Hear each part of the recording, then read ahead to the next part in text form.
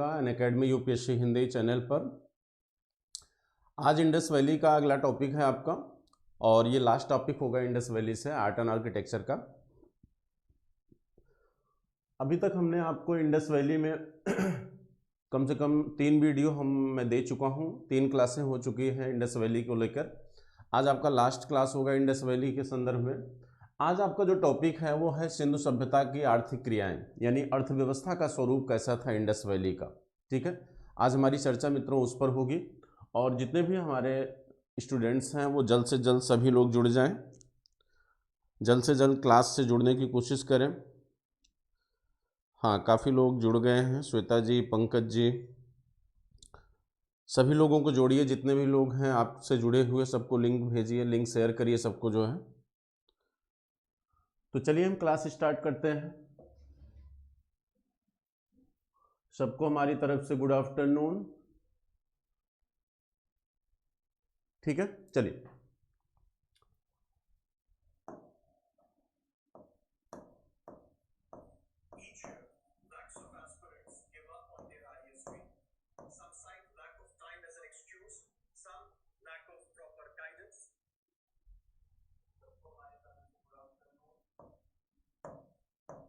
सिंधु सभ्यता की अर्थव्यवस्था, economic condition of Indus valley.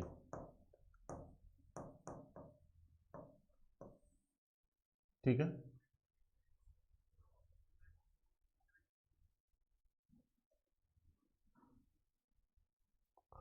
सभी लोग जुड़िए। चलिए देखिए मित्रों, एक बात मैं आपको पहले बता दूं कि जब भी आप अर्थव्यवस्था पढ़ें, किसी भी सभ्यता की अगर अर्थव्यवस्था आप पढ़ रहे हैं, तो इतिहास का विद्यार्थी होने के कारण आपको ये पता होना चाहिए कि जब भी हम इतिहास का अध्ययन करते हैं तो इतिहास का अध्ययन जो होता है वो वर्तमान की सापेक्षता में किया जाता है। हम तुलनात्मक अध्ययन करते हैं।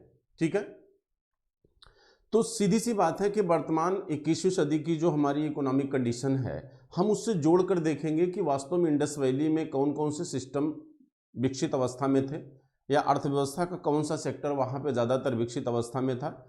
उस चीज़ को हम वर्तमान से जोड़कर देखेंगे। और वर्तमान में अगर हम देखें तो अर्थव्यवस्था को कितने सेक्टर में बांटा गया है? 3 सेक्टर में, प्राइमरी, सेकेंडरी और टर्शियरी, यानी कृषि क्षेत्र, उद्योग क्षेत्र और सेवा सेक्टर। ठीक, तो मेरा पूरा फोकस इस बात पे होगा कि क्या इंडस वैली में ये तीनों सेक्टर विकसित अवस्था में दिखते हैं, या इन तीनों सेक्टर का अस्तित्व दिखाई देता है इंडस वैली में। ठीक है, चलिए देखते हैं। तो आप अगर देखें तो वर्तमान में जो अर्थव्यवस्था का क्षेत्र जिसे आप कहते हो, तो वर्तमान भारतीय अर्थव्यवस्था में कितने क्षेत्र होते हैं, कितने सेक्टर होते हैं? तो उसमें आपका पहला सेक्टर है कृषि क्षेत्र, कृषि क्षेत्र यानी प्राइमरी सेक्टर जिसे आप कहते हैं। ठीक, दूसरा उद्योग क्षेत्र, इंडस्ट्री सेक्टर, और तीसरा सेवा क्षेत्र यानी टर्शियरी सेक्टर।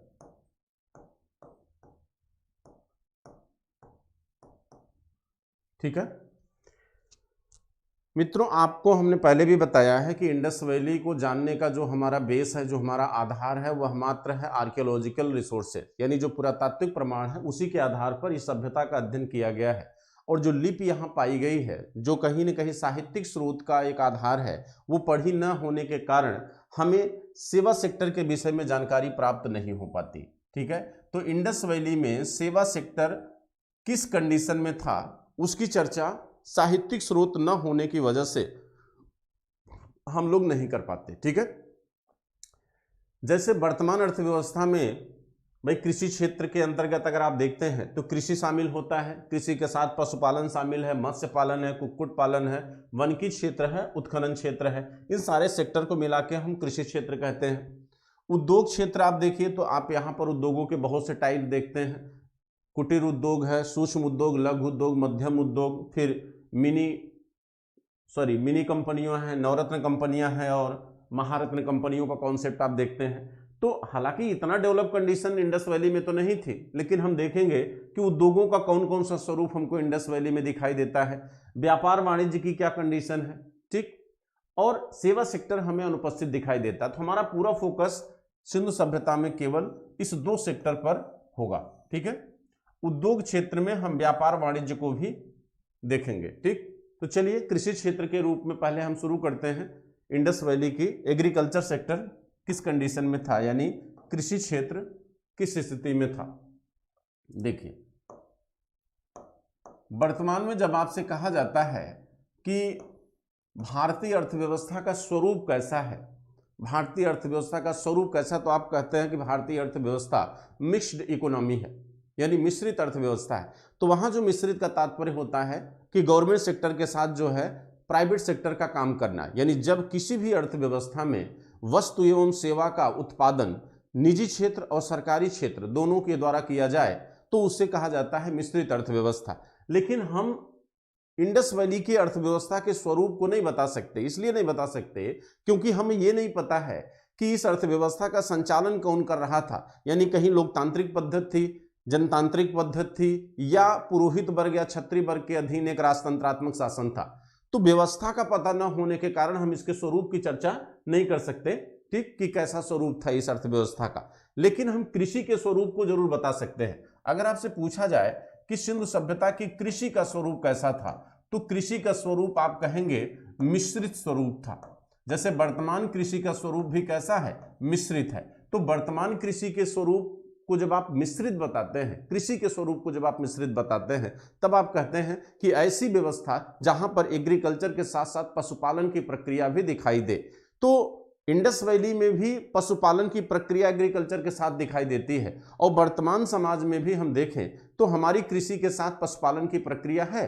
तो मिश्रित कृषि वर्तमान में भी है और इंडस वैली में भी हमको दिखाई देती है। यहां भी कृषि व्यवस्था के साथ पशुपालन का एक विकसित स्वरूप हमको दिखाई देता है। कहा जाता है गुजरात का एक नेशदी नामक पूरा स्थल है जहां पर पशुपालन के प्रमाण पाए गए हैं और उन पशुओं का व्यावसायिक पालन भी किया गया है। इससे पहले आप नियोलिथिक कल्चर में दक्षिण भारत में आपने देखा कि बहुत सारे ऐसे पुरास्थल आपको दिखाई दिए, जैसे पलवाय है, कुपगल है, हल्लूर है, उतनूर है। ये ऐसे आर्कियोलॉजिकल साइट्स थे दक्षिण भारत के नियोलिथिक कल्चर के, जिन्होंने ये दिखाया कि नहीं, पशुओं का व्यावसायिक पशुपालन शुरू हो चुका था। मध्य पाषाण काल से पशुपालन की प्रक्रिया का पहला प्रमाण हमको दिखाई देता है, जो इंडस वैली में भी कहीं न कहीं सांस्कृतिक निरंतरता के माध्यम से बना हुआ है। ठीक, तो यहां भी कृषि का स्वरूप कैसा है, मिश्रित है। तो मिश्रित का मतलब हुआ मित्रों कि कृषि के साथ साथ पशुपालन की प्रक्रिया का होना। ठीक है, तो किसी भी देश के जब आप कृषि को पढ़ते हैं तो कृषि में आपको क्या क्या पढ़ना चाहिए। ठीक, तो कृषि में हम पहले तो क्षेत्र देखते हैं, भाई कृषि क्षेत्र कहां पे है। उसके बाद संसाधन देखते हैं, संसाधन, कृषि के संसाधन क्या थे। ठीक, फिर हम देखते हैं संसाधन के साथ साथ आप जो है कृषि के संरक्षण को देखेंगे, संरक्षण की कोई व्यवस्था थी कि नहीं थी, इसको भी देखा जाता है। तो इंडस वैली में चलिए हम देखते हैं कि क्या कृषि का क्षेत्र किस तरह है। तो इंडस वैली में माना जाता है कि सिंधु सभ्यता के लगभग 56% भूभाग पर कृषि व्यवस्था क्या थी, विकसित थी। ठीक है, कृषि व्यवस्था विकसित थी, यानी आप इस आधार पर कह सकते हैं कि इस सभ्यता का जो नगरीय सभ्यता थी, जो व्यापार वाणिज्य पे पूरी तरह निर्भर थी, तो व्यापार सर्वाधिक किसका था, अनाजों का था। ठीक, आप इसे कृषि प्रधान भी कह सकते हैं, अनाजों का सबसे अधिक व्यापार होता था। ठीक, लेकिन व्यापार का स्वरूप दो है, एक इंटरनल है, एक एक्सटर्नल है, यानी बाह्य व्यापार और आंतरिक व्यापार। तो आंतरिक व्यापार में सबसे अधिक अगर किसी व्यवस्था का प्रचलन रहा तो वो कृषि अनाजों का रहा, जबकि बाह्य व्यापार में आप देखेंगे वहां सूती वस्त्रों का सबसे अधिक निर्यात भारत से किया गया है अपनी समकालीन सभ्यताओं में। ठीक, तो यहां पर कृषि क्षेत्र जो है कहीं न कहीं अर्थव्यवस्था का क्या है, मूल आधार के रूप में हमको दिखाई दे रहा है। अब प्रश्न यह है कि क्या यह कृषि शहरी से क्षेत्र में थी या ग्रामीण क्षेत्रों में थी। तो वर्तमान सभ्यता में भी आप अगर देखिए तो हमने आपको बताया था कि जिस तरह आज के जो शहर हैं वो पूरी तरह से केंद्रीकृत हैं। ठीक, यानी जो सबसे बड़ा शहर है, जैसे आज की डेट में आप कहते हो कि भाई चेन्नई है, कलकत्ता है, बंबई है, दिल्ली है, जिनको आप मेट्रोपॉलिटन सिटीज कहते हैं। तो मेट्रोपॉलिटन सिटीज अगर मान लीजिए ये है, तो इसके जो अगल बगल के शहर होते हैं वो इसकी सापेक्षता में कम होते हैं। ठीक, जनसंख्या के पॉइंट ऑफ व्यू से भी और भौगोलिक क्षेत्र के पॉइंट ऑफ व्यू से भी। ठीक, दूसरी चीज ये कि उसके बाद उसके परिवर्ती जो शहर होते हैं उससे छोटे होते हैं। ठीक, और जो बाह्य क्षेत्र होता है हर शहर का, प्रत्येक शहर का जो बाह्य क्षेत्र होता है वो कहीं न कहीं कृषि युक्त क्षेत्र माना जाता है। ठीक, तो कृषि जो है प्रत्येक शहर के बाह्य क्षेत्रों में की जाती है। आज की डेट में अगर हम देखें तो जो छोटे शहर हैं इनमें कृषि की संख्या, कृषि क्षेत्रों की संख्या सबसे अधिक होती है। जैसे सपोज करिए आप अगर दिल्ली में हो तो दिल्ली भी एक शहर है। दिल्ली सापेक्षता में जो बगल के शहर हैं, जैसे मेरठ हो गया, ठीक, जैसे फरीदाबाद हो गया, जो बगल के शहर हैं वो कहीं न कहीं दिल्ली से कम अर्बनाइज हैं, यानी नगरीकृत, जो नगरीकरण की जो परसेंटेज है वो कहीं न कहीं दिल्ली से कम है। तो जहां पर नगरीकरण का परसेंटेज जितना ज्यादा होता है एग्रीकल्चर सेक्टर वहां उतना कम होता है, और जहां पर नगरीकरण जितना कम होगा वहां पर एग्रीकल्चर सेक्टर उतना अधिक होता है। तो छोटे शहरों में जो है नगरीकरण की प्रक्रिया कम होती है तो एग्रीकल्चर सेक्टर वहां ज्यादा डेवलप होता है। तो वर्तमान संदर्भ में अगर हम देखें, जो छोटे शहरों, जो परिधीय छोटे शहर हैं वहां पर एग्रीकल्चर सेक्टर ज्यादा विकसित है। उसके बाद जो उससे बड़े शहर हैं वहां पर उससे कम है, और जो एकदम बड़े शहर हैं जिनको वर्तमान में मेट्रोपॉलिटन सिटीज आप कहते हैं वहां पर एग्रीकल्चर केवल उसके परिधि क्षेत्र में हमको दिखाई देता है, यानी 10 या 20% के रेशियो में आप कह सकते हैं। ठीक, यही सेम कंडीशन इंडस वैली में भी दिखाई देती। कहा जाता है डी.डी. कौशाम्बी जो आपके मार्क्सवादी इतिहासकार हैं और आर एस शर्मा जो आपके मार्क्सवादी इतिहासकार हैं, इन दोनों लोगों का यह मानना है कि इंडस वैली के शहरों की जो बसावट थी वो भी केंद्रीकृत व्यवस्था से जुड़ी हुई थी। यानी जो बड़े शहर थे जैसे मोहनजोदड़ो, हड़प्पा या कालीबंगा, लोथल जैसे शहर हैं, इनके अगल बगल छोटे शहर हैं, फिर उनसे भी छोटे शहर उन अन्य शहरों के अगल बगल दिखाई देते हैं। तो व्यापार का जो स्वरूप था वो छोटे शहरों से बड़े शहरों की दिशा में था, यानी उत्पादन की जो प्रक्रिया थी वो छोटे शहरों में अधिक थी और वह उत्पादन उत्पाद के रूप में बड़े शहरों की तरफ जाता था। और जैसे मोहनजोदड़ो, हड़प्पा, इन शहरों में अगर आप देखें तो अन्नागार की जो व्यवस्था है वो इन शहरों में ही पाई गई है। तो अब प्रश्न ये खड़ा हो जाता है कि क्या अन्नागार जो एक एडिशनल प्रोडक्शन को दर्शाता है, अतिरिक्त उत्पादन को दर्शाता है, तो क्या अतिरिक्त उत्पादन इन नगरों की देन थी? नहीं मित्रों, इन नगरों की देन नहीं थी। ये नगर सिर्फ उस उत्पाद का संरक्षण कर रहे थे। ठीक है, यानी कहने का तात्पर्य है कि जो अन्नागार मोहनजोदड़ो, हड़प्पा, लोथल, कालीबंगा से पाए गए हैं उसमें जो उत्पाद है, जो प्रोडक्ट है, जो एग्रीकल्चर उत्पादन है यानी अनाज है, वो कहां से आता था? वो छोटे शहरों से आता था और यहां पर संरक्षित किया जाता था। और अतिरिक्त उत्पादन ये दर्शाता है कि यहां पर संरक्षण करने के बाद इनका जो है बाह्य व्यापार भी होता रहा होगा। ठीक, या आप इस तरह से कह सकते हैं कि बड़े शहरों में अनाजों का संरक्षण इसलिए किया गया कि जैसे आज के समय में, जैसे मान लीजिए एक आपदा विश्व वर्तमान भारत पे या विश्व पे दिखाई दे रही जिसे कोविड-19 आप कहते हैं, इस कंडीशन में भारत सरकार कहीं न कहीं अपने पास जो अनाज संग्रह की है उससे आम जनता या गरीबों को वितरण कर रही नहीं कर रही। तो वर्तमान में जो आपके किसान का अनाज खरीदा जाता है एमएफसी रेट पर, न्यूनतम समर्थन मूल्य पर, एफसीआई द्वारा, फूड कॉर्पोरेशन ऑफ इंडिया द्वारा, तो वो सरकारी रेट पर कहीं न कहीं आपदा जैसी कंडीशन में क्या किया जाता है? वितरित किया जाता है। तो यहां आप दो तर्क लगा सकते हैं। अन्नागारों का कॉन्सेप्ट या तो आप ये कह सकते हैं कि किसी भी आपदा से निपटने के लिए अपनी ही जनता को ये अनाज वितरित करने के लिए ये निर्मित किए गए थे, या ये कह सकते हैं कि इनका बाह्य व्यापार होता रहा होगा, या अपनी समकालीन सभ्यताओं में फारस की सभ्यता, मेसोपोटामिया की जो सभ्यता है, या मिस्र की जो सभ्यता है, क्रीट की सभ्यता है, उन सभ्यताओं में ये निर्यात करते रहे होंगे। तो इतना आप कॉन्सेप्ट क्लियर करिए कि जो इनका एग्रीकल्चर प्रोडक्शन है वो मैक्सिमम जो है कहीं न कहीं छोटे शहरों या बाह्य शहरों में है। ठीक है, अब हम बात करते हैं कि भाई उत्पादन का क्षेत्र अगर 56% है तो उत्पादन किस चीज का? उत्पादन किस चीज का? कहते हैं कि जो अनाज है, उत्पादन किन अनाजों का? तो मुख्य अनाज जो मित्रों इनके थे, इंडस वैली का जो मुख्य अनाज था, मुख्य अनाज है गेहूं एवं जौ। गेहूं एवं जौ, ये मुख्य अनाज था इनका, ठीक। और टोटल अनाजों की संख्या कितनी है? 9। टोटल अनाज कितने थे? टोटल अनाजों की संख्या 9 पाई गई है, ठीक है। तो इसमें जौ के साथ चावल भी शामिल है, मटर शामिल है, उर्द शामिल है, ये फसलें जो चना शामिल है, सरसों शामिल है, ये फसलें इस समय उत्पादन की जाती थी। और दूसरी बात कहते हैं ये मुख्य फसल थी। उत्पादन की जो प्रक्रिया थी, उत्पादन की जो प्रक्रिया है मित्रों, उत्पादन की प्रक्रिया का प्रमाण हमको कहाँ दिखाई देता है? उत्पादन की प्रक्रिया अगर आप देखें तो हमें कहाँ से दिखती है? कालीबंगा से दिखती है। कालीबंगा, कालीबंगा में हमें जुते हुए खेत प्राप्त हुए हैं। कालीबंगा में जुते हुए खेत मिले हैं, ठीक। अब देखिए कहते हैं यहाँ पे जो जुता हुआ खेत है उसकी जो जुताई है वो उत्तर पश्चिम पूर्व पश्चिम दोनों है, ठीक। अच्छा, इसमें जो फसल है वो सरसों एवं चना है, सरसों एवं चना। तो दो फसलों को एक साथ बोने की पद्धति यहां पे दिखाई दे रही है। तो आप कह सकते हैं द्विफसली व्यवस्था जो वर्तमान में भी हमें दिखाई देती है। आज की डेट में जब आप गेहूं बोते हो तो गेहूं के साथ मटर और सरसों बोते हो कि नहीं बोते हो, यानी बहुफसली पद्धति का अनुसरण करते हो। तो इंडस वैली में भी हमें दो फसली पद्धति दिखाई दे रही है। यहां भी सरसों एवं चना जैसी फसल को एक साथ बोया गया है।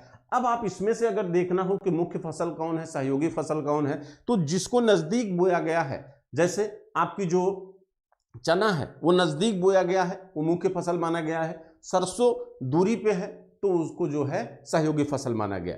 दूसरी चीज ये कि फसल के उत्पादन को देखकर आप ये अनुमान लगाइए कि जुताई की पद्धति क्या रही होगी या जुताई के लिए किन साधनों का उपयोग किया गया होगा। तो माना जाता है कि जुताई के लिए जो है हल जैसे साधन का उपयोग किया गया है। हल का प्रमाण हमको कहां से मिलता है? तो हल का प्रमाण हमको मिलता है बनमाली से। हल का प्रमाण हमको कहां से मिला है? बनमाली से मिला है, ठीक। तो बनमाली से जो हल मिला हुआ है, ठीक, इस हल को देखते हुए आप ये अनुमान लगा सकते हैं कि वर्तमान में जो हल यूज किया जाता था बैल के साथ, उस हल की परंपरा से तो ये परिचित थे। लेकिन हल का जो फाल है वो किस वस्तु का या किस धातु का बना होता था? तो सामान्यतः इतिहासकारों ने यह कहा है कि या तो वो लकड़ी का था या तो वो पत्थर का था, क्योंकि लोहे के उपयोग से इंडस वैली के लोग परिचित नहीं थे। तो जो हल का फाल है वो सामान्यतः लकड़ी या पत्थर का रहा होगा। लेकिन कहा जाता है कि आप ये कह सकते हैं कि किसी न किसी धातु के उपयोग की संभावना भी रही होगी। क्यों? क्योंकि लकड़ी के या पत्थर के हल से आप इतनी गहरी जुताई नहीं कर सकते, और जब तक आप गहरी जुताई नहीं करेंगे आपका जो उत्पादन है वो इतना अतिरिक्त नहीं हो सकता था कि आपको इतने बड़े बड़े अन्नागारों के निर्माण का अवसर मिले, ठीक। तो इसका मतलब है कि लकड़ी और पत्थर के फालों से यह संभव नहीं था। किसी न किसी धातु का उपयोग इन लोगों ने फाल के रूप में किया होगा, वो कांसा भी हो सकता है। मिला है बनमाली से। अब प्रश्न ये है कि इस हल को खींचता कौन था? तो हल को खींचने का प्रमाण तो हमको नहीं दिखा है। सामान्य शब्दों में अगर हम कहें तो वर्तमान में अगर आप देखें तो कहा जाता है कि जो बैल है वो हल को खींचता है। लेकिन इंडस वैली की जो परंपरा है वहां पर आप देखें तो कहते हैं कि गाय के प्रमाण तो नहीं मिले इंडस वैली से, लेकिन बैल के प्रमाण मिले हैं, जैसे कुबड़ युक्त बैल। लेकिन उस बैल का कृषि में उपयोग हमको दिखाई नहीं देता है। तो ये भी एक कल्पना ही है। आप इस आधार पर, जैसे कहा जाता है कि गाय के हमें जीवाश्म नहीं मिले इंडस वैली में, लेकिन बैल के अस्तित्व मिलते हैं, ये बहुत ही विरोधाभासी तथ्य है, क्योंकि बिना गाय के बैल नहीं हो सकता। तो इसका मतलब है कि अभी भी हमें इस सभ्यता पर और रिसर्च की क्या है, जरूरत है, ठीक है। अब चलिए आगे चलते हैं। दूसरी चीज ये कि इन अनाजों का संरक्षण जो है हमको दिखाई देता है कहां पर? अन्नागारों में। अन्नागार जो हैं वहां पर इनके संरक्षण की व्यवस्था हमको दिखाई देती है। अन्नागारों के प्रमाण आपको कई शहरों से मिले हुए हैं। मोहनजोदड़ो, लोथल, कालीबंगा जैसे शहरों से हमें जो है अन्नागार के प्रमाण मिलते हैं, ठीक। हाँ, एक चीज ये कि इंडस वैली की जो कृषि व्यवस्था है वो सामान्यतः खाद्यान्न फसलों पर निर्भर है। हमें नगदी फसलों की व्यवस्था दिखाई नहीं देती। जैसे गन्ना एक नगदी फसल है, लेकिन गन्ने का अस्तित्व इंडस वैली में दिखाई नहीं देता है। कहा जाता है गन्ने का जो पहला प्रमाण है वो हमको दिखेगा कहाँ पे, वो हमको दिखेगा अथर्ववेद में पहली बार। गन्ने का पहला प्रमाण हमको अथर्ववेद में दिखाई देता है, गन्ने का प्रमाण हमको यहाँ पे दिखाई नहीं देता। फसलों में फसल के साथ साथ कहा जाता है कुछ फलदार वृक्षों के भी प्रमाण हमको दिखते हैं, जैसे बेर हो गया, जैसे केला हो गया, जैसे अंगूर हो गया। इन फसलों के इन फलों के प्रमाण भी हमको दिखाई देते हैं। कपास का उत्पादन व्यवसायिक आधार पर होता था, क्योंकि कपास के रेशों का उपयोग जो है वस्त्र निर्माण पद्धति में किया जाता था, तो कपास का प्रोडक्शन भी हमें इंडस वैली में दिखाई देता है। ठीक, तो ये तो कृषि व्यवस्था थी इंडस वैली का, और पूरी विकसित अवस्था में हमें यहाँ की कृषि संरचना दिखती है। ठीक, अब आइए जरा हम देखते हैं कि उद्योग क्षेत्र या इंडस्ट्री सेक्टर किस अवस्था में था, यानी इंडस्ट्री सेक्टर किस कंडीशन में था, उसकी बात कर लेते हैं। ठीक है, चलिए।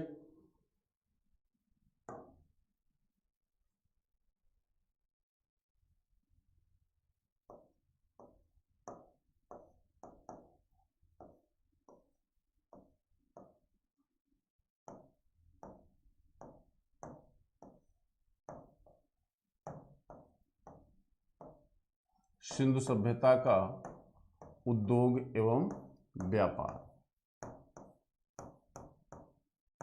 सिंधु सभ्यता का उद्योग एवं व्यापार, यानी इंडस्ट्री सेक्टर और ट्रेड की कंडीशन क्या थी उसको देखते हैं। ठीक है,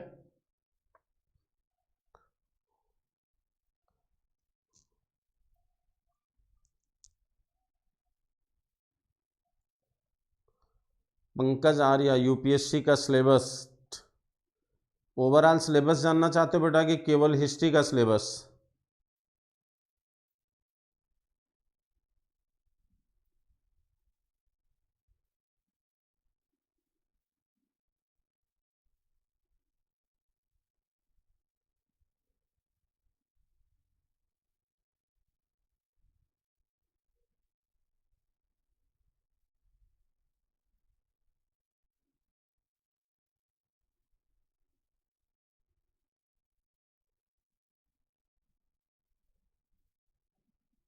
चलिए, सबको हमारी तरफ से गुड आफ्टरनून, सभी लोग जुड़े रहिए। चलिए, अब देखते हैं इंडस्ट्री सेक्टर की क्या कंडीशन है सिंधु सभ्यता में। उद्योग क्षेत्र किस अवस्था में विकसित दिखाई देता है। देखिए, कहते हैं कि सिंधु सभ्यता में उद्योग अगर आप देखेंगे तो सबसे विकसित अवस्था में आपका वस्त्र उद्योग है। कौन सा उद्योग? वस्त्र उद्योग। सबसे विकसित अवस्था में क्या था? वस्त्र उद्योग था। ठीक, इसके बाद आपका जो है मनका उद्योग, मनका उद्योग, इसे आप शिल्प उद्योग कह सकते हैं। प्रस्तर उद्योग भी प्रचलन में था, प्रस्तर उद्योग भी है।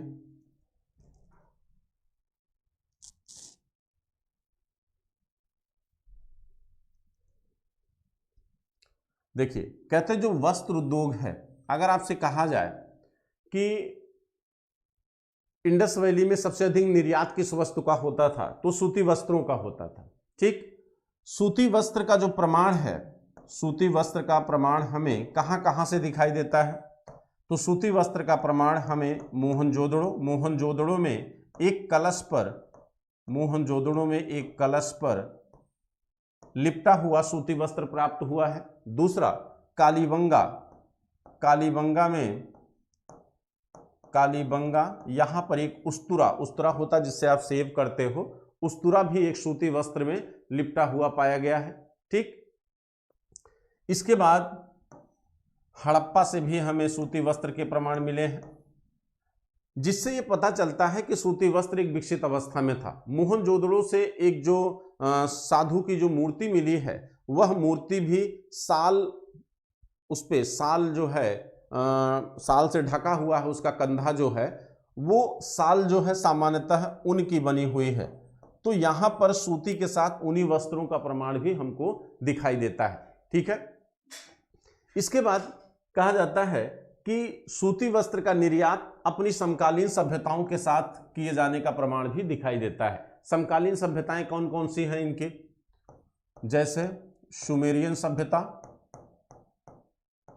सुमेरियन, क्रीट की सभ्यता, मिस्र की सभ्यता, और ईरान में भी होता था इनका निर्यात, फारस की खाड़ी जिसे आप कहते हो, वहां भी जो है इनका निर्यात होता था। ठीक, तो सूती वस्त्र सबसे अधिक निर्यातित वस्तु थी। अन्य उद्योगों में आपका ईंट भट्ठा उद्योग भी दिखेगा, ईंट भट्ठा उद्योग दिखता है।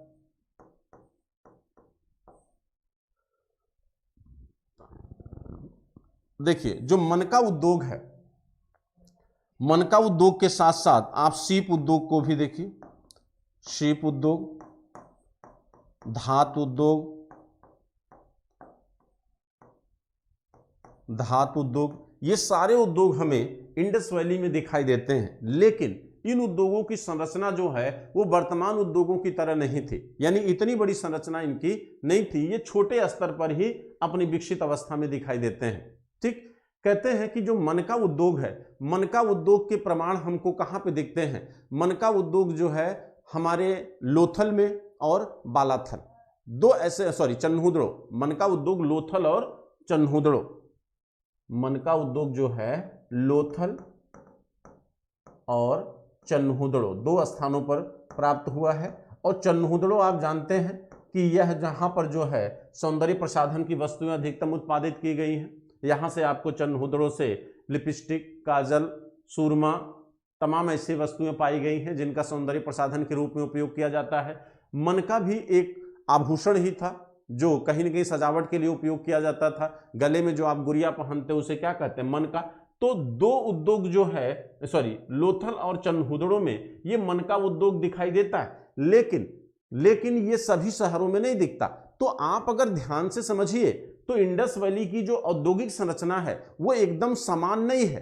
कोई शहर किसी एक उद्योग के लिए जाना जाता है तो कोई शहर किसी दूसरे उद्योग के लिए जाना जाता है। बात समझ रहे हैं? जैसे आप सीप उद्योग देखेंगे तो सीप उद्योग जो है आपको बालाकोट एवं लोथल में दिखेगा, सीप उद्योग। ठीक, सूती उद्योग आपको मोहनजोदड़ो से दिखाई देगा। ईंट भट्ठा उद्योग जो है ये मोहनजोदड़ो में है। ईंट भट्ठा उद्योग कहाँ है? मोहनजोदड़ो में है। ठीक, अगर आप ध्यान से देखिए, जैसे वर्तमान में भी कुछ शहर किसी विशेष वस्तु के लिए फेमस होते हैं, जैसे चूड़ी के लिए फिरोजाबाद फेमस है, लकड़ी के वस्तुओं के लिए जो है आपका सहारनपुर फेमस है। ठीक, जैसे आज के समय में स्पेशलाइजेशन है, जिनको जीआई टैग दिया जा रहा है। वर्तमान में इन उद्योगों को किसी शहर से जोड़कर उनको संरक्षित करने की एक परंपरा चली है और उनको जीआई टैग के तहत निर्धारित माने बचाया जा रहा है या एक पहचान दी जा रही है। तो वर्तमान में शहरों को देखेंगे तो वो शहर भी अपनी किसी विशेष वस्तु के उत्पादन के लिए जाने जाते हैं। इंडस वैली की जो औद्योगिक संरचना है वो इतनी बड़ी तो नहीं है, बहुत विस्तार उसका नहीं है, लेकिन हर जो शहर है, हर नगर जो है अलग अलग वस्तु उत्पादन के लिए जाना जाता है, अलग अलग वस्तु उत्पादन के लिए जाना जाता है। नगरों का अपना एक स्पेशलाइजेशन दिखाई देता है इंडस वैली में। कहा जाता है कि अब देखिए मनका उद्योग के लिए फेमस था क्या? लोथल और चन्हुद्रो। वस्त्र उद्योग के लिए आपका हड़प्पा, मोहनजोदड़ो हमने बता दिया था। वस्त्र उद्योग के लिए जो है आपका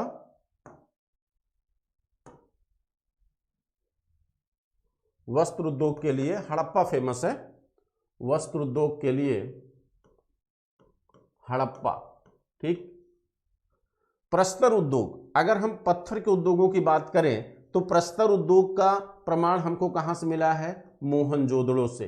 ठीक, यहां पर अधिकतर पत्थर की बनी हुई मूर्तियां पाई गई हैं। ठीक, और कहा जाता है कि इंडस वैली में जो उत्तर पश्चिम का क्षेत्र है, जो बलूचिस्तान बालाकोट का जो क्षेत्र है, वहां पे पत्थरों की खदानें पाई गई हैं। उन खदानों के पाए जाने से ये पता चलता है कि पत्थरों का व्यावसायिक उपयोग होना शुरू हो गया था, यानी इन पत्थरों से वस्तुओं का निर्माण करके इनको कहीं न कहीं क्या था? बेचा जा रहा था। ठीक, तीसरा, इसके बाद प्रस्तर उद्योग की चर्चा हमने कर दिया। ईंट भट्ठा, ईंट उद्योग के प्रमाण आपको मिले हैं कहां से? मोहनजोदड़ो से। मोहनजोदड़ो से ईंट भट्ठा मिला हुआ है और आज भी ईंट भट्ठा आपकी इंडस्ट्री सेक्टर का अंग है और उस समय भी ईंट भट्ठे के प्रमाण मिल रहे हैं। कहते हैं 16 ईंट भट्ठों के प्रमाण आपके मोहनजोदड़ो से पाए गए हैं और इन ईंट भट्ठों में काम करने वाले श्रमिकों की बस्ती कहां से मिली है? हड़प्पा से मिली है। हड़प्पा से श्रमिकों की बस्ती का मिलना, मोहनजोदड़ो से ईंट भट्ठों का मिलना, यह दर्शाता है कि इंडस्ट्री सेक्टर का डेवलपमेंट यहां पे क्या था? शुरू हो चुका था। कुम्हार की बस्ती मोहनजोदड़ो से पाई गई है। कुम्हार की बस्ती, तो कुम्हार भी मृदभांडों का व्यावसायिक उत्पादन शुरू कर चुका था, तो मृदभांडों का भी व्यावसायिक उत्पादन हो रहा था, लेकिन मृदभांड का जो व्यावसायिक उत्पादन था वो आंतरिक व्यापार के लिए था, वो बाह्य व्यापार के लिए नहीं था। ठीक, लेकिन मनका और सीपी ये बाह्य व्यापार भी किया जाता था, इनका निर्यात भी होता था। सूती वस्त्रों का निर्यात होता था अपने समकालीन सभ्यताओं में। दूसरा, धातु उद्योग अगर देखें तो कहते हैं कि धातुओं की मूर्तियां आपको मिली हैं, धातुओं के बर्तन आपको मिले हैं, तो धातु उद्योग भी विकसित अवस्था में है। आपके मेहरगढ़ से ये भट्ठियां पाई गई हैं जिसमें धातुओं को गलाने के प्रमाण मिले हैं, तो कहीं ना कहीं धातु के प्रगलन विधि से ये परिचित थे। प्रगलन विधि माने गलाने की विधि, और सबसे अधिक जो धातु उपयोग की गई है वो है कांसा, इसीलिए आप सिंधु सभ्यता को कांस्य युगीन सभ्यता कहते हो। इसमें कांसे धातु का सबसे बेहतर उपयोग किया गया है और कांसा एक मिश्रित धातु है। कांसा क्या है? एक मिश्रित धातु है जो दो धातुओं को मिला के बनती है, तो इसका मतलब है कि कहीं ना कहीं धातु को गलाने की विधि आपको पता है, तभी आप मिश्रित धातु का निर्माण कर पा रहे हो। ठीक, तो इन उद्योगों का डेवलपमेंट आपके इंडस वैली में क्या है? दिखता है। साथ साथ आप देखिए तो अस्थि उद्योग भी दिखेगा। अस्थि उद्योग, अस्थि उद्योग कहा जाता है कि हाथी दांत की वस्तुएं, हाथी दांत से निर्मित वस्तुएं मेसोपोटामिया की सभ्यता में निर्यात की जाती थी। वहां पर जो प्रमाण मिले हैं वो हाथी दांत की बनी वस्तुओं के पाए गए हैं। आपके भारत में भी अगर आइए तो कहा जाता है लोथल से हाथी दांत का बना एक स्केल मिला हुआ है। आपके मोहनजोदड़ो से सुई मिली है हड्डी की बनी हुई। आपके हड़प्पा से हड्डी की बनी हुए हथियार पाए गए हैं।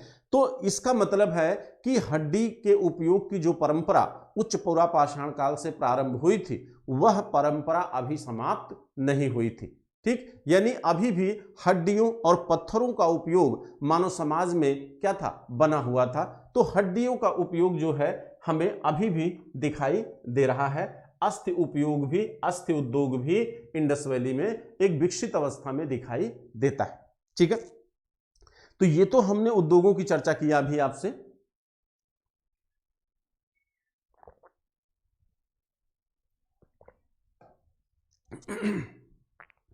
अब प्रश्न ये है कि क्या इन उद्योगों को, भाई उद्योगों में वस्तुओं का प्रोडक्शन होता है तो वस्तु का उत्पादन कहीं न कहीं कच्चे माल पर निर्भर करता है।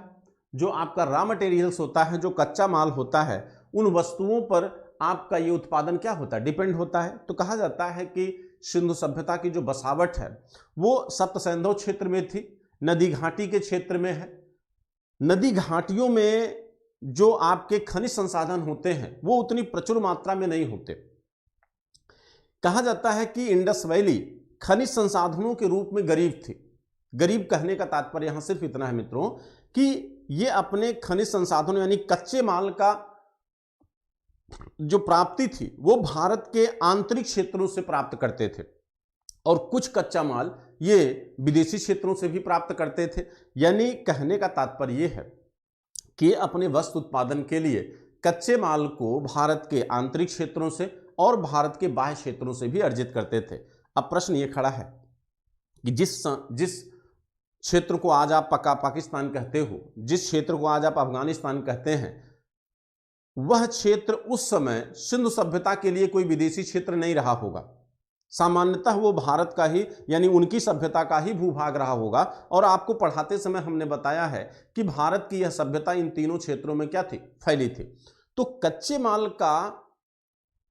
कच्चे माल की जो प्राप्ति है सिंधु सभ्यता में वह सामान्यतः जो है वो आंतरिक क्षेत्रों से ही दिखाई देती है। और ये एक दूसरी बात, यह इससे ये पता चलता है कि सिंधु सभ्यता के लोग अपने भौगोलिक क्षेत्र के अतिरिक्त अन्य क्षेत्रों से भी ये क्या थे, परिचित थे। यानी जिसे आज आप भारत कहते हो, भारत के भौगोलिक क्षेत्र की जानकारी इन लोगों को रही होगी, वो इन वस्तुओं से पता चल जाएगी जिन वस्तुओं का इन्होंने इन क्षेत्रों से क्या किया है, प्राप्त किया है। तो चलिए हम देखते हैं कि कौन कौन सी वस्तुएं इन्होंने कहां कहां से कच्चे माल के रूप में प्राप्त किया है। ठीक, चलिए देखिए, तो इन्होंने कहते हैं कि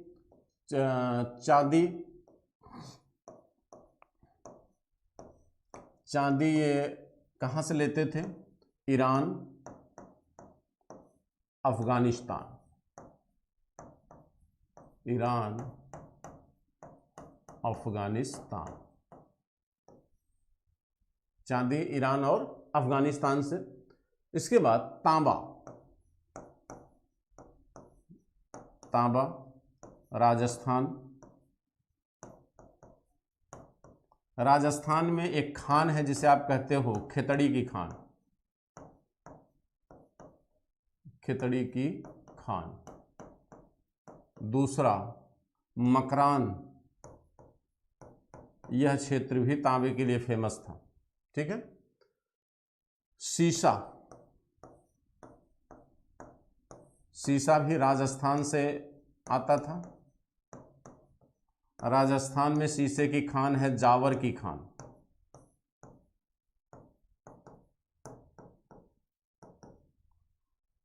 सोना, सोना धातु का उपयोग इन लोगों ने किया है। चांदी का उपयोग सबसे पहले आपके मोहनजोदड़ो से दिखाई देता है, तो सोने और चांदी का भी धातु के रूप में उपयोग किया गया है इंडस वैली में।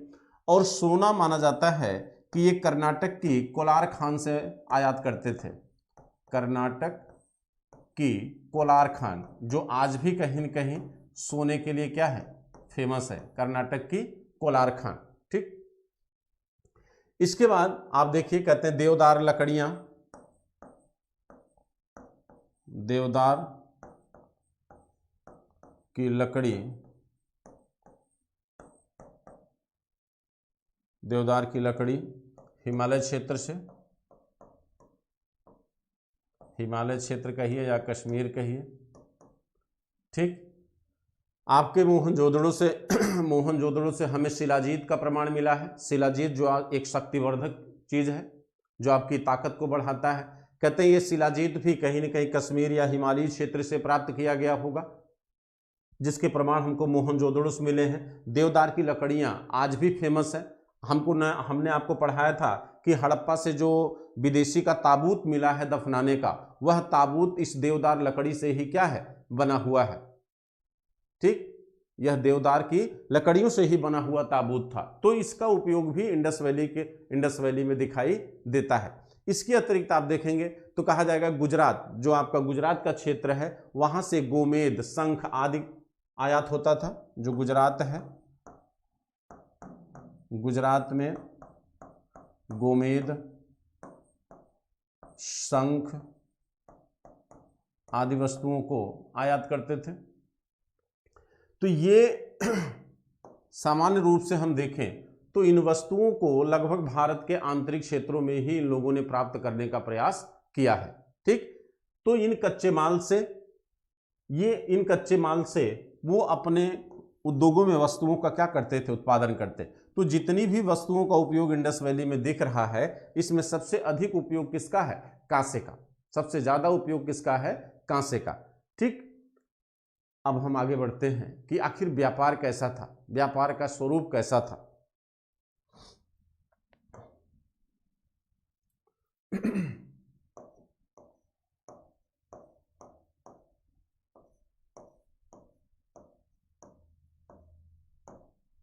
सिंधु सभ्यता का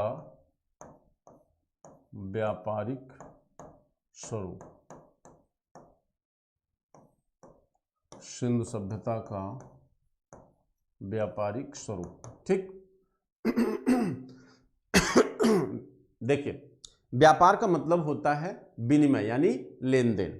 ठीक, तो भाई विनिमय के लिए दो पक्ष का होना जरूरी होता है, कम से कम दो पक्ष होने चाहिए विनिमय के लिए, दो पक्षों का होना जरूरी है। अरुण जी, टाइम पीरियड किस चीज़ का पूछ रहे हैं आप? क्लास का टाइम 12 बजे है, 8 बजे है, ठीक है। लोकेश जी, आप खितरी से हैं, राजस्थान से, थैंक यू, धन्यवाद। थैंक यू वो सबको हमारी तरफ से बहुत बहुत धन्यवाद जो है। हाँ, रेगुलर हम 12 बजे ही लाइव होते हैं, शाम को 8 बजे दूसरी क्लास होती है। बेशक रख सकते हैं। हिस्ट्री आपका जो है ऑप्शनल में इस समय तीनों लेवल पे आपको बहुत ही अहम रोल अदा करता है। इंटरव्यू से लेके आपके प्री तक हर जगह इम्पोर्टेंस देता है आपको। क्या वेद को हिस्टोरिकल फैक्ट माना जाता है? बस अगला टॉपिक उसी पे आ रहा है मित्रों। वेद जो है आपके लिटरेचर में आता है, वो साहित्यिक स्रोत के अंतर्गत आता है। अब कितना इंथेंटिसिटी है उसकी हम आपको बताएंगे, बस आगे वही उसी को स्टार्ट करना है। मे भी हो सकता शाम को ही स्टार्ट हो जाए। ठीक, चलिए, आप सभी के जवाब नहीं दे सकता, बट सबको हमारी तरफ से थैंक यू। आप लोगों को जोड़िए, कम से कम संख्या बढ़ाइए अपनी थोड़ा।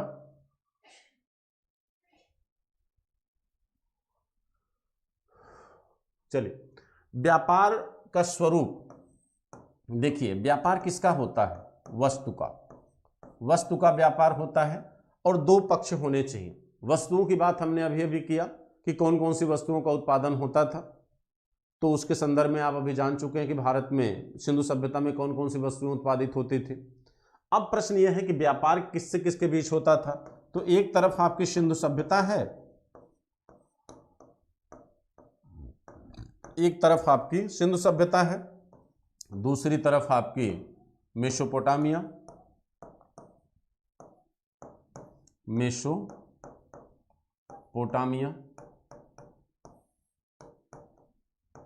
फारस, मिस्र, ईरान, ये क्षेत्र है। क्रीट की सभ्यता।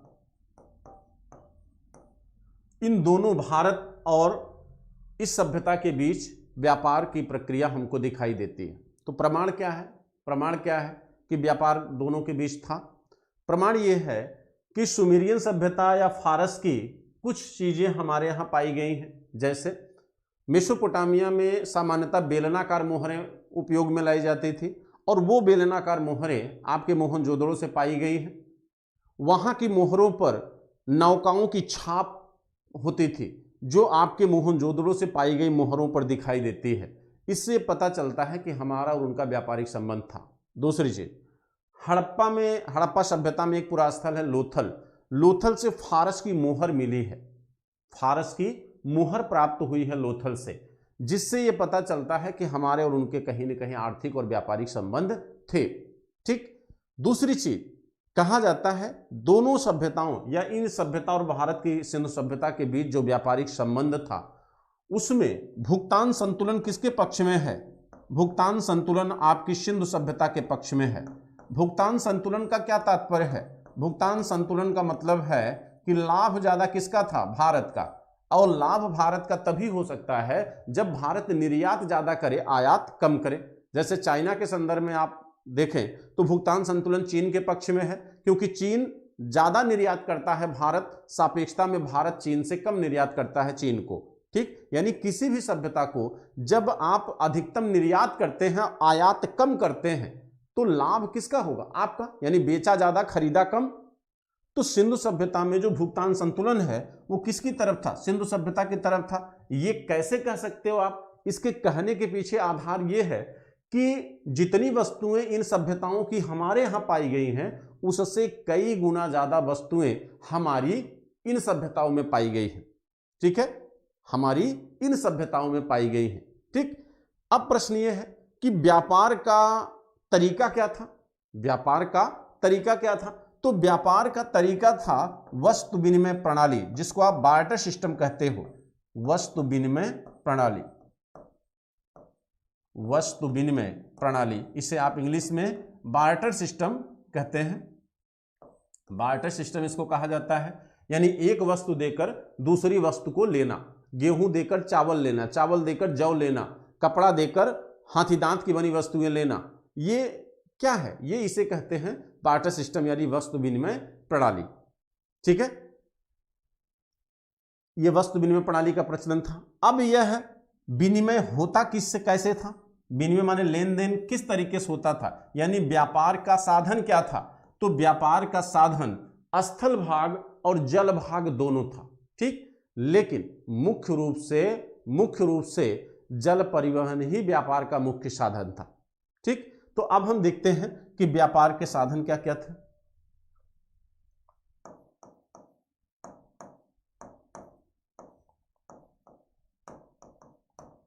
एक मिस्टेक ये हो गई कि एग्रीकल्चर में हम आपको संसाधन बताना भूल गए। ठीक, अभी मुझे दिमाग में आया, एग्रीकल्चर में संसाधन की अगर हम बात करें, एक छोटा सा ब्रेक, थोड़ा सा दिमाग यहाँ से हटा के थोड़ा पीछे ले जाओ। एग्रीकल्चर में वहाँ हमने सिंचाई के साधनों की बात नहीं किया था। तो सिंचाई के साधन के रूप में अगर आप इंडस वैली में देखेंगे कि कृषि के सिंचाई का साधन क्या है, तो सुर्तगोई जो अफगानिस्तान का पूरा स्थल है, सबसे पहले नहर का प्रमाण हमको वहाँ से दिखाई देता है। उसके बाद आप धौलावीरा में आइए तो तालाब बना हुआ पाया गया है। उसके बाद आप कालीबंगा में और मोहनजोदड़ो में आइए तो कुओं का निर्माण हमको दिखाई देता है। उसके बाद अल्लाह दीनो एक पूरा स्थल है जो पाकिस्तान में पड़ता है, वहाँ पर कुएं से नालियाँ जुड़ी हुई पाई गई हैं। ठीक, इन प्रमाणों से हमें लगता है कि उस समय के सिंचाई के जो संसाधन थे वो कहीं न कहीं नहर भी थे, कुएं भी थे और तालाब भी थे। अपनी अपनी भौगोलिक परिस्थितियों के अनुसार लोगों ने सिंचाई साधनों का उपयोग किया था। नदी के पानी का उपयोग भी सिंचाई संसाधन के रूप में किए जाने का प्रमाण हमको मिलता है। आपके बलूचिस्तान की जो नदी घाटियां हैं वहां पर हमको बांध बनाए जाने के प्रमाण हमको इंडस वैली में दिखे हैं। तो बांध बनाया जाना कहीं न कहीं सिंचाई साधन के रूप में उनका उपयोग किए जाने के लिए किया होगा। ठीक, तो आप ये नहीं कह सकते कि बांध का निर्माण बिजली के लिए किया है, सामान्यतः यही कहेंगे कि सिंचाई साधन के लिए ही उपयोग किया गया होगा। तो सिंचाई संसाधनों का विकास इंडस वैली में एग्रीकल्चर के लिए हमको दिखाई देता है। ठीक है, सॉरी मिस हो गया था। आइए व्यापार के साधन की बात करें तो व्यापार के दो साधन हमको दिखाई देते हैं, एक जल परिवहन,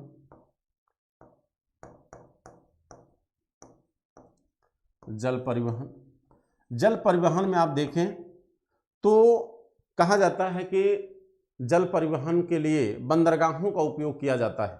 ठीक, और बंदरगाहों में सबसे बड़ा बंदरगाह आपका कौन है, लोथल। बंदरगाहों में सबसे बड़ा बंदरगाह कौन है, लोथल, जो कहाँ पे है, गुजरात में, और किस नदी के तट पे है, भोगवा नदी के तट पे है। ठीक, कहा जाता है कि इस बंदरगाह से अरब सागर होते हुए लाल सागर फारस की खाड़ी होते हुए वस्तुओं का निर्यात किया जाता था। यानी जो आप अपना भूगोल में मैप अगर देखें तो अरब सागर होते हुए फारस की खाड़ी होते हुए वस्तु का निर्यात किया जाता था और उसके लिए लोथल के इस बंदरगाह का उपयोग किया जाता था। और लोथल एक डॉकयार्ड है, एक बंदरगाह है। ठीक, लेकिन क्या मात्र एक ही बंदरगाह था, तो नहीं। कहा जाता है कि अन्य नदियों पर भी छोटे छोटे बंदरगाह बनाए गए थे। जैसे भगतराव भी एक बंदरगाह नगर है। देखिए ध्यान से सुनिए कौन कौन से और बंदरगाह नगर है, जैसे भगतराव, ये आपके किम नदी पर, ये किस नदी पे था, किम नदी पर। ठीक, सुतका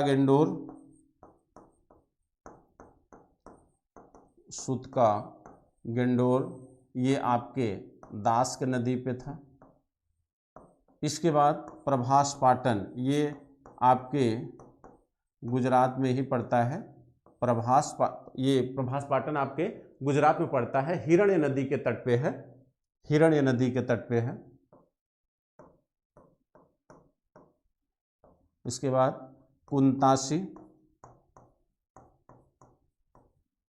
कुंतासी ये फुल्की नदी के तट पे है।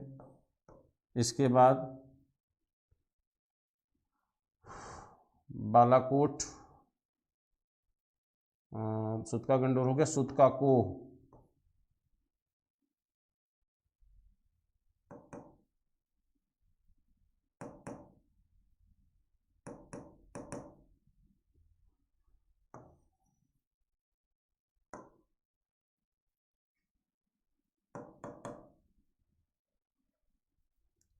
सुतका को,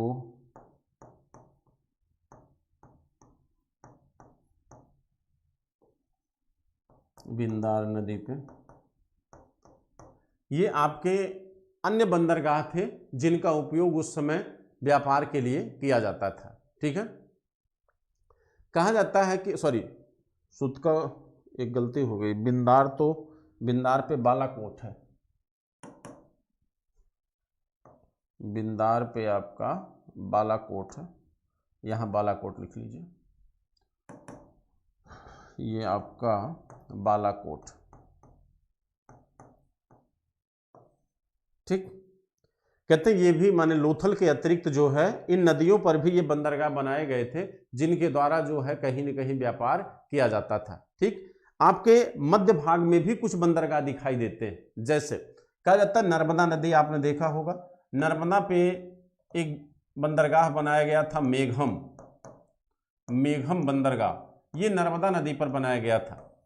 कहते हैं कि इन नदियों के माध्यम से, इन नदियों पर बनाए गए बंदरगाहों के माध्यम से वस्तुओं को लोथल बंदरगाह तक पहुंचाया जाता था और यहां से फिर अंतरराष्ट्रीय व्यापार किया जाता था। ठीक, और लोथल से ही फारस की मोहर भी पाई गई है। तो बंदरगाहों के माध्यम से ये जल परिवहन का उपयोग करते हुए ये अपनी समकालीन सभ्यताओं से व्यापार करते थे। लेकिन व्यापार जल परिवहन के अतिरिक्त जो है आपके स्थल भाग से भी होता था। व्यापार जो है जल परिवहन के अतिरिक्त स्थल भाग से भी होता था। कहते हैं कि सुमेरिया सभ्यता में, सुमेरियन सभ्यता में सारगोन शासक के जो अभिलेख पाए गए हैं, जो सारगोन शासक के अभिलेख पाए गए हैं, यहाँ के सारगोन शासक का जो कार्यकाल है वो लगभग 2400 BC है। ठीक, और इन अभिलेखों में जो प्रमाण मिले हैं उनको सही माना गया है क्योंकि ये सिंधु सभ्यता का क्या है, समकालीन है। कहा जाता है उर नगर, उर जो नगर है ये सुमेरियन सभ्यता का प्रवेश द्वार माना जाता है। सुमेरियन सभ्यता का क्या है, प्रवेश द्वार माना जाता है। और सुमेरियन सभ्यता के उर नगर में भी और एक नगर है किस नगर, किस नगर, एक नगर है हिराज नगर। इन नगरों में सिंधु सभ्यता की वस्तुएं क्या की गई है, पाई गई हैं। लेकिन माना जाता है कि सुमेरियन सभ्यता से सिंधु सभ्यता का जो व्यापारिक संबंध था वो प्रत्यक्ष नहीं था, वो प्रत्यक्ष नहीं था। कैसे नहीं था, देखिए यहां पे जो सुतका गंडोर है, सुतका गंडोर, इसे हम सिंधु सभ्यता का व्यापारिक चौराहा कहते हैं। इसे क्या कहते हैं, व्यापारिक चौराहा। ठीक, व्यापारिक चौराहा कहा जाता है और इसलिए कहा जाता है क्योंकि यहां से जल परिवहन के माध्यम से भी वस्तुओं का निर्यात होता था और यहां से स्थल भाग से भी वस्तुएं जाती हैं। यह सुतका गंडोर आपके बलूचिस्तान के एकदम दक्षिणतम बिंदु पर है। तो यहां से नदी के माध्यम से सीधे स्थल भाग होते हुए पाकिस्तान, अफगानिस्तान के बाद द्वारा मध्य एशिया में वस्तुएं जाती थी और इस सुतका गंडोर से फारस की खाड़ी होते हुए यानी जल परिवहन से वस्तुएं आपके उधर पूर्व में भी जाती थी, पश्चिम में भी जाती थी। तो इसका उपयोग जो है दोनों के लिए किया जाता था, इसलिए हम इसको व्यापारिक चौराहा कहते हैं। उसी तरह स्थल भाग में सुर्तगोई, सुर्तगोई जो अफगानिस्तान में है, सुर्तगोई को वाणिज्यिक शहर कहा गया है यानी वाणिज्यिक बस्ती कहा गया है। इसे सुर्तगोई को क्या कहा जाता है, वाणिज्यिक बस्ती कहा गया है। सुर्तगोई को वाणिज्यिक बस्ती कहा गया। क्यों कहा गया वाणिज्यिक बस्ती, ये मध्यस्थता की भूमिका निभाता था, यानी भारत से आई हुई वस्तुओं को लेता था और फिर उसे कुछ अलग दाम पे सुमेरियन सभ्यता में बेचता था। ठीक, कहते हैं कि सारगोन शासक का जो अभिलेख है सुमेरियन सभ्यता के, उस अभिलेख में दिलमुन, दिलमुन, मगन और मेहुला 3 शब्दों का उपयोग किया गया है। सारगोन शासक का जो अभिलेख है, सारगोन अभिलेख में 3 शब्द आते हैं, 3 शब्द आए हैं, दिलमुन, मगन और मेहुला। कहते हैं कि जो दिलमुन है, ये दिलमुन आपका बहरीन द्वीप है, ये बहरीन द्वीप है, ये भी मध्यस्थ की भूमिका निभाता था। बहरीन द्वीप, इसे सफेद हाथियों का देश कहा गया है, इसे हम सफेद हाथियों का देश कहते हैं। बहरीन द्वीप को सफेद हाथियों का देश, ये सफेद हाथियों का देश, उगते सूर्य का देश, उगते सूर्य का देश कहते हैं। इसके बाद स्वच्छ नगर भी इसे कहा गया है, यानी साफ सुथरा शहर। ये 3 नामों से इसे संबोधित किया गया है। यानी सुमेरियन सभ्यता के लोग बहरीन द्वीप से क्या थे? परिचित थे। ठीक। जो मगन का संबंध है वो है ओमान से। मगन, भारतीय जो ओमान क्षेत्र है इसे मगन कहा गया है। और मेहुला का संबंध जो है वो सिंध क्षेत्र से है। मेहुला का संबंध क्या है? सिंध क्षेत्र से है। तो कहा, इसका मतलब ये हुआ कि ये भारतीय भूभागों से क्या थे? परिचित थे। ओमान जो है तांबे के लिए फेमस है। ये किसके लिए फेमस है? तांबा के लिए फेमस था ओमान।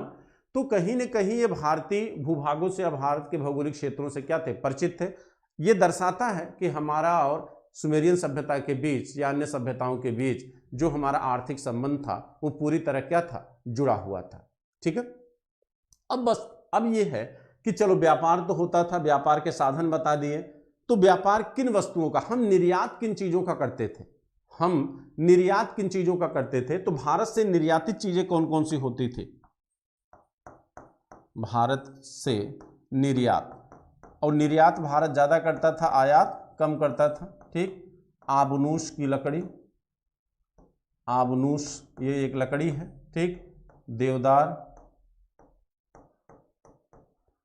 कपास, खजूर, हाथी दांत,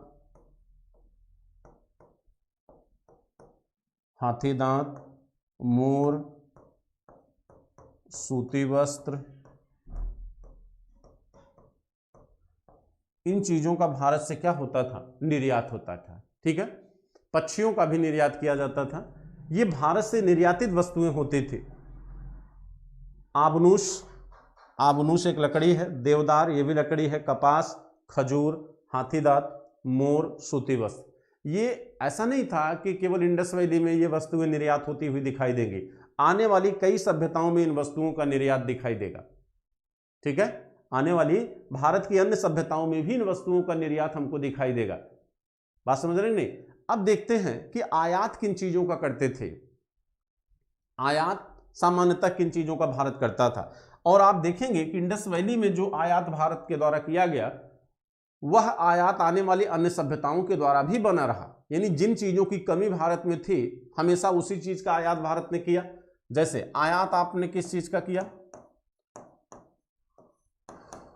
आयात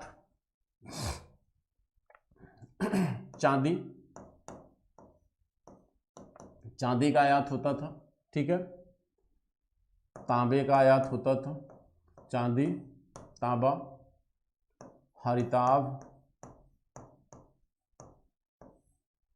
चांदी, तांबा, हरिताभ और आपका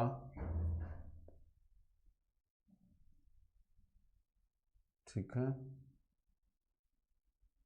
चांदी, तांबा, हरिताभ। देखिए अभी 3 वस्तुएं हमको याद आ रही हैं, तो 3 का हमने नाम लिख दिया आपके सामने। चांदी का आयात देखा गया, तांबे का आयात देखा गया, हरिताभ, ये हाँ हरिताभ बहुमूल्य पत्थरों का आयात भी किया गया है। ठीक है। किताबों में आप देख लीजिएगा, और भी चीजें हैं वहां पे आपको दिख जाएगी। अभी एग्जैक्टली ध्यान नहीं आया हमको, तो 3-4 चीजें हमको ध्यान आया। अब आप देखिए कि इंडस वैली में जो है आपका जो आयात और निर्यात है वो बैलेंस किसकी तरफ है? भारत की तरफ है। ठीक। यानी भुगतान संतुलन किसकी तरफ झुका हुआ है? भारत की तरफ झुका हुआ है। ठीक है। तो यहां पर कहीं ना कहीं भारत को व्यापारिक लाभ था इन समकालीन सभ्यताओं से, और इसीलिए भारत के सिंधु सभ्यता का जो भौतिकतावादी संकल्पना है वो अन्य सभ्यताओं से ज्यादा विकसित हमको दिखाई देता है। ठीक। देखिए कहा जाता है कि सिंधु सभ्यता में हर वस्तु का उपयोग हमको सामान्य रूप से दिखाई देता है, लेकिन कुछ वस्तुओं के प्रमाण हमको सिंधु सभ्यता से नहीं दिखते। जैसे मंदिर, कुछ वस्तुओं के प्रमाण हमको सिंधु सभ्यता से नहीं दिखते। हमेशा ध्यान रखिएगा, क्या आपको सिंधु सभ्यता में नहीं दिखेगा? तो नहीं दिखने वालों में आपका लोहा है, लोहे का प्रमाण आपको नहीं दिखेगा। नहीं दिखने वालों में आपका मंदिर है, मूर्ति है लेकिन मंदिर नहीं है। इसके बाद मंदिर नहीं है, लोहा नहीं है, और गाय, बैल है लेकिन गाय नहीं है। ये 3 ऐसी तथ्य हैं जो हमें इंडस वैली में दिखाई नहीं देगा। ठीक, दूसरी चीज बात आती है घोड़े की, तो घोड़े का प्रमाण हमको मिला है, घोड़े का प्रमाण हमको मिला हुआ है। ठीक, अगर हम घोड़े के प्रमाण की बात करें तो सबसे प्राचीन प्रमाण जो है, अगर विश्व स्तर की हम बात करें तो विश्व में सबसे प्राचीन प्रमाण घोड़े का यूराल क्षेत्र में दिखाई देता है। किस क्षेत्र में? यूराल क्षेत्र में। ठीक, और दूसरा अगर भारत की हम बात करें तो भारत में इसका सबसे प्राचीनतम प्रमाण जो है आपका स्वात घाटी में, स्वात घाटी देख रहे हैं बलूचिस्तान क्षेत्र में, स्वात घाटी में पिनाक नामक स्थल से घोड़े का प्रमाण मिला है। ठीक, और अगर हम सिंधु सभ्यता की बात करें, सिंधु सभ्यता में, तो सिंधु सभ्यता में आप देखें तो कहते हैं सुतका गेंडोर, सुतका गेंडोर से घोड़े का, सॉरी सुतका को है, गेंडोर नहीं, माफ करिएगा, ये आपका सुतका गेंडोर नहीं है, ये आपका सुतका कोह है।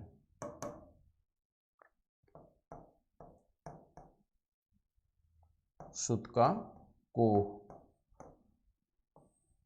ठीक, इसके बाद आप देखिए मोहनजोदड़ो, मोहनजोदड़ो, यहां से भी घोड़े के जीवाश्म मिले हैं। ठीक, इसके बाद लोथल से आप देखेंगे तो वहां से घोड़े की मृण मूर्तियां पाई गई हैं। तो सिंधु सभ्यता में कई ऐसे स्थल हैं जहां से घोड़े के जीवाश्म और उसकी मिट्टी की बनी हुई आकृतियां पाई गई हैं, जिससे ये पता चलता है कि घोड़े से वो लोग पूरी तरह क्या थे? परिचित थे। ऊंट की बात आती है तो ऊंटों को दफनाने की परंपरा इंडस वैली में दिखती है। ठीक, कुबड़दार ऊंट के प्रमाण मिले हैं, कालीबंगा से ऊंट का जीवाश्म मिला हुआ है, तो इन जानवरों से ये पूरी तरह क्या थे? परिचित थे। ठीक है मित्रों, तो संक्षेप में ही सही, जब आपका मेंस होगा तो वहां पर बहुत डिटेल से, या जब प्लस पे कोर्स स्टार्ट होगा तो वहां पे बहुत डिटेल से, लेकिन मुझे लगता है कि आपके प्री के लिए पर्याप्त है। आप इसके साथ वीडियो के साथ एनसीईआरटी को जोड़ के पढ़िए, आपका एक कंप्लीट हो जाएगा। ठीक है, एनसीईआरटी जो है उसको उठाइए और हमारी क्लास को, आप दोनों को एक साथ अगर पढ़ें तो आपका ये चैप्टर कंप्लीट हो जाएगा। ठीक है, अच्छा एक आप लोगों से गुजारिश है कि जब मैं न्यूलिथिक कल्चर आपको पढ़ा रहा था तो न्यूलिथिक कल्चर में आपको याद होगा, कल मैं अपनी वीडियो देख रहा था, वहाँ मुझसे एक मिस्टेक हो गई है। गलती ह्यूमन से ही होती है, हम भी एक आदमी हैं, कभी कभी ऐसे गलत तथ्य निकल जाता है दिमाग से। वहाँ पर हमने ये बोल दिया था कि न्यूलिथिक यानी नवपाषाण काल को क्रांति का काल गुन्नार मिर्डल ने कहा। वो गुन्नार मिर्डल नहीं, गार्डन चाइल्ड है, माफ करिएगा, वो गार्डन चाइल्ड है। चूंकि नाम थोड़ा ग से ही स्टार्ट होता है इसलिए ऐसा दिमाग से स्लिप किया, आप उसे टंग स्लिप ही कह सकते हैं।